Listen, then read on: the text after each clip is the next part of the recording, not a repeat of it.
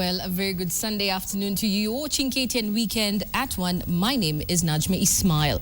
Now, leaders of the Mandera County government met with elders in the county to deliberate on intervention for sustainable peace. The early Sunday morning meeting comes in the wake of numerous terror attacks in the county, forcing civil servants working in Mandera to flee. The leaders want the national government to support the residents of Mandera by reversing the mass exodus of civil servants in the area. Later in the day, the county leaders will meet Mandera's women and youth with a major peace rally set to be held on Monday in the main town.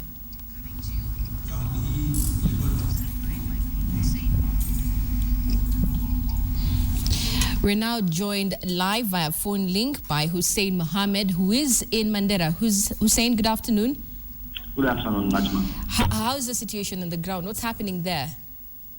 Well, thank you very much, Najma Ismail. We are the county government of Mandera, where right now, as I can see, they have gone for prayers. The leaders of the county, that is led by the governor Ali Ibrahim Roba, together with his counterpart Bilo Kero, the senator, were having talks with the elders of this county. The leaders have been having talks yesterday, as you said earlier. They had a talk with the security team in this area in a bid to bring up come with the better solutions for amicable peace in this county. Well, right now, the women of this county are preparing to have the conversation together with the together with the county government of Mandera, and later in the day we'll have the youth of this town having the discussion or deliberations with the county government of Mandera.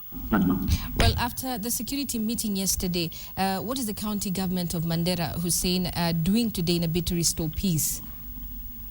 Well, Najma, apart from vowing to stabilize security in the area, the leaders are calling on the national government to provide the needed support in this area.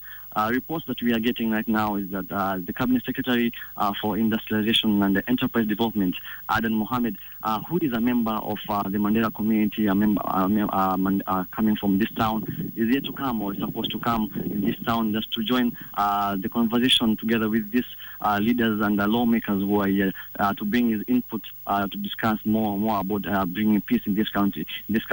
Well, Najma, tomorrow, as I said earlier, tomorrow will be the climax or the epic moment of all these discussions, where there will be a rally in the main town where the residents are supposed to be told what have they been discussing, or rather what are the solutions to bring sustainable peace in this county, Najma. Well, we know that the unions and health workers have been pulling out from Mandera County. What are the residents saying about this?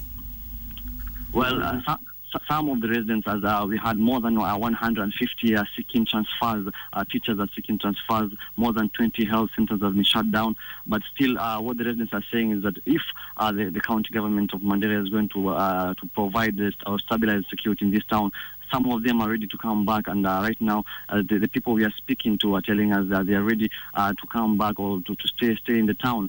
Just the county government is supposed to assure them of enough or measures put to assure them of enough security in this town.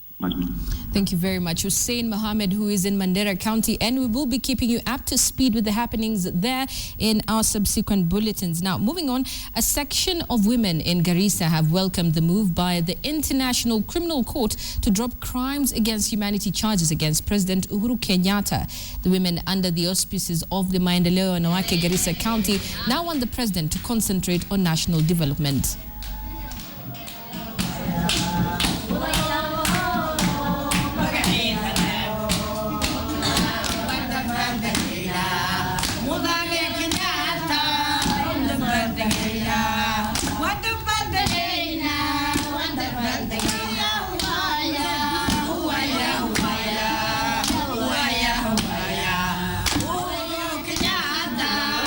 Alikuwa hana hatia na hana makosa, watu naangaisha yeye tu, lakini kama sisi wa Kenya wote tushikane, tunataka njia inaweza maliswa bana sana bana Ruto kesi yao atupwe pia ni ya kuwekelea, si ya kweli.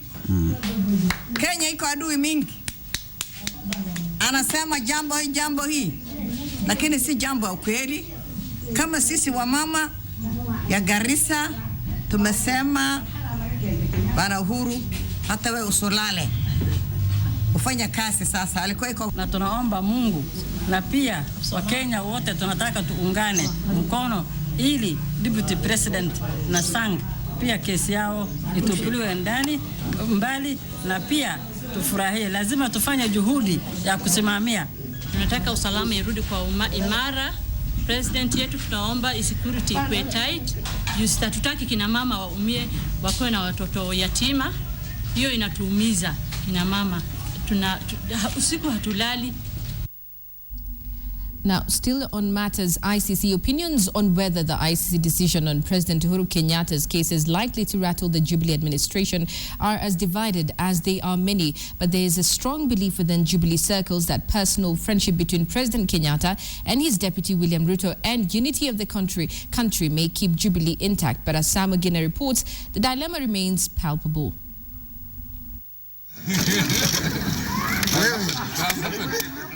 ICC withdrawal of President Uhuru Kenyatta's case marked the collapse of the entire case 2, leaving case 1 against the deputy president and Joshua Arap Sang. Essentially, one of the Jubilee largest bloc remains on trial. There is now anxiety of the possible ripple effects of the circumstances they find themselves in. As a person who worked and drafted that agreement, that the heading of that agreement is coalition for to bring national unity and reconciliation and development. The journey of uniting our republic is still ongoing. It was not dependent on the decision of ICC either way. The foundation of the Jubilee Coalition was based on bringing Kenyans together, uniting a region and a people who have had, historically had a challenge in terms of cohesion and, togetherness every other election period. Jubilee says with the withdrawal of the president's case, focus and determination of the state now shifts into supporting the country's number 2. Let off the hook, the president left no ounce of doubt on his confidence in his number 2. As they say, 1 down, 2 to go. We're nearly there. Uhuru says, as my deputy and principal assistant, William Ruto is an indispensable asset in my government. I look forward to the day when we shall not have the distraction of the trials so that we can continue delivering our transformational agenda to the people of Kenya. Analysts quip the Uhuru-Ruto pact is founded more on a real friendship than a cosmetic political convenience. The relationship between Uhuru-Ruto is like Reagan-Bush. Bush-Reagan relationship was so close that people were surprised, considering that they were competitors during the Republican primaries and they had all political ambitions and presidential ambitions, but Bush was willing to wait for Reagan for 10 years before he can come to office. They are both victims of something else, so it would be foolhardy for any of the two sides to blame the other for what is going on at The Hague. Uhuru and Ruto worked together during the KANU days. When KANU's stalwarts walked out of the party protesting the endorsement of Uhuru as a presidential candidate in 2002, Ruto stood by their man. They joined forces with the disgruntled NAC elements in 2005 to successfully oppose the constitution before briefly parting ways in 2007 to support different factions. Both would later be named in the list of the Ocampo 6. For us, we now have a stronger, ally to help us in fixing and handling the second case. And the strong ally that we now have is a free president.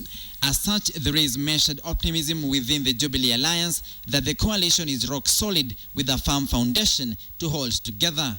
It is checkmate for the ruling alliance, and how it handles its number 2 is likely to determine the longevity of the alliance. Samugina, KTN. Now, one more victim of last month's Mandera bus attack was on Saturday afternoon laid to rest in Uasin Gishu County. Leaders and residents of Kapkebel village attended the burial of Kennedy Kipchirchir, who worked as a teacher at Al Huda Academy in Mandera County before the ill-fated day. Kipchirchir was among 36 people slain by Al-Shabaab militants while en route to Mandera from Nairobi. Leaders led by Uasin Gishu County Deputy Governor Daniel Chemno urged the government to put in place proper mechanisms in all border areas in order to curb insecurity.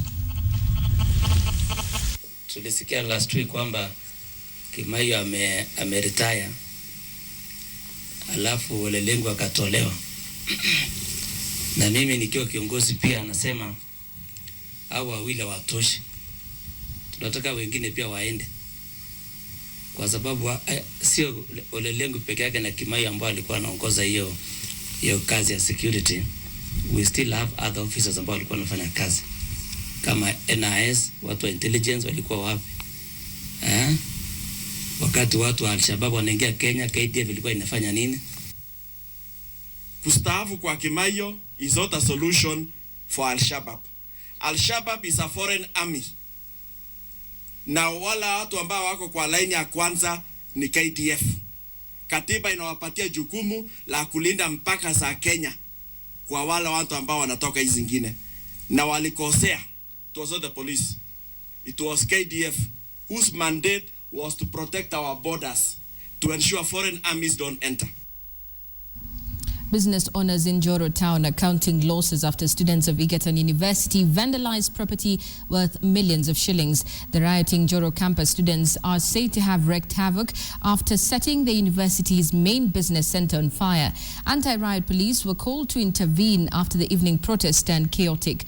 The students are said to have been protesting the university's tough stance on those who with pending fees balances. The school reportedly announced that any student with fees arrears would not sit their end of the exam set to begin this Monday. Nilikuwa na stock zote hizo, ningechukua stock mzuri ilikuwa almost 400,000. Sasa unaona ukiongeza hiyo na uongeze hizi saduka, sijui hiyo ni pesa ngapi, na sijui tatu bado niko na saluni nyingine na nasikia huko bado wameharibu. Now, sorry lads, KTN's news anchor Yvonne Okwara is taken. Yvonne was every bit the stunning bride as she tied the knot with the love of her life, Dr. Andrew Matole, in a colorful ceremony at the Crown Plaza Hotel in Nairobi. The two exchanged their vows in the stylish event in the presence of family, friends, and the Standard Group fraternity. The newlyweds were all smiles as they talked about their big day and the start of their new journey as husband and wife. And Holy Spirit.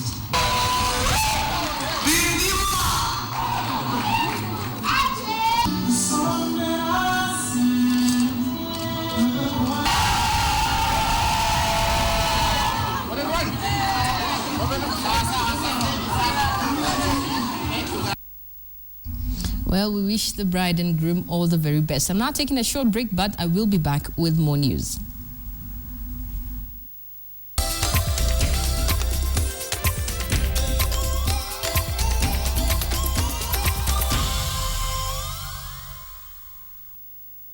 Moving on the international scene, UK-born American journalist Luke Summers and South African teacher Pierre Corky have been killed by Al-Qaeda militants in Yemen during a failed rescue bid. Saturday's operation was carried out by joint U.S. and Yemeni special forces in the southern Shabwa region. U.S. President Barack Obama condemned the barbaric murder of both hostages who were being held by militants from Al-Qaeda in the Arabian Peninsula, regarded by the U.S. as one of the deadliest offshoots of Al-Qaeda. American hostage Luke Summers has been killed by Al-Qaeda militants in Yemen during a raid by U.S. forces to rescue him from captivity. A South African captive was also killed in the raid. The rescue attempt came after a video of Summers was released earlier this week by Al-Qaeda in the Arabian Peninsula. I'm certain that my life is in danger. The U.S. was given 3 days to comply with unspecified demands, and that time was due to run out. President Obama offered condolences to Summers' family in a statement released Saturday and issued a warning for terrorists holding other American hostages. The United States strongly condemns the barbaric murder of Luke Summers. Terrorists who seek to harm our citizens will feel the long arm of American justice. Defense Secretary Chuck Hagel echoed that sentiment. This is further evidence of America's continued commitment to always find its American hostages, no matter where they are, and make every effort to get those hostages returned. Summers was a photojournalist working in Yemen when he was captured. He had been held for 15 months. Friday's raid was the second attempt to rescue Summers in as many weeks. In the latest raid, a team of Navy SEALs and a combat medical team were transported near Summers' location, but lost the element of surprise as they approached the compound. U.S. officials believe one of the militants ran inside the compound and shot the hostages after the firefight started. I'm Mary Maloney, reporting. Now, for those with autism, employment can be hard to find. In today's Health Minute, we look at one program that is making dreams of filmmaking come true for some. Here is more. These students are learning the art of filmmaking, dreaming of working in the entertainment industry one day. Dreams that seem near impossible because they are all autistic. Impossible until this guy came along.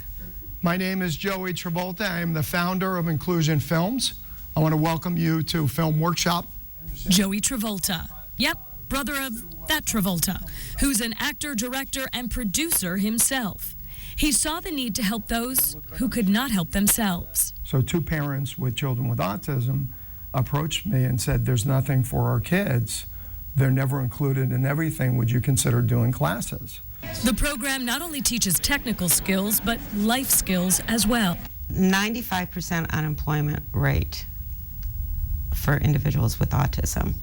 And so when you know that statistic, and you also know that there's now 1 out of 68 individuals being diagnosed with autism from the Center of Disease Control, you're putting those numbers together, and any opportunity that we have to improve the quality of life through having employment opportunity, it's just a must-have. For today's Health Minute, I'm Holly Furfer.